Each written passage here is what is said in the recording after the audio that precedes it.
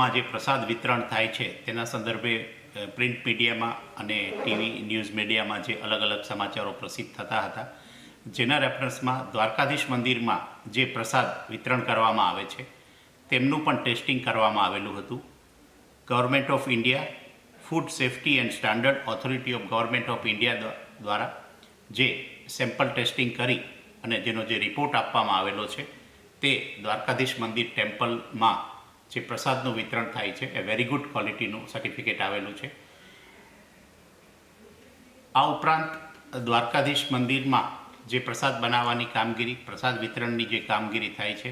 તેમાં વહીવટદારશ્રી, મંદિરના પૂજારીશ્રીઓને પણ સૂચના આપવામાં આવેલી છે કે હાઇજીનનું ઉચ્ચતમ ધોરણ જળવાઈ રહે તે માટેના પ્રયત્ન કરવા, કે શ્રદ્ધાળુઓની આસ્થા પોતાના મંદિરમાં ભગવાનના દર્શન કરવા આવે છે તેની સાથે જળવાઈ રહે. આ ઉપરાંત હાલમાં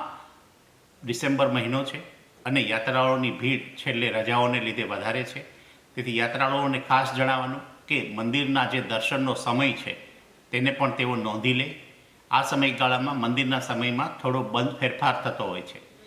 દ્વારકાધીશ મંદિર છે 1 થી 5 વાગ્યા દરમિયાન બંધ રહેતું હોય છે, એટલે જે પોતાનો ટ્રાવેલ ટાઈમ છે એ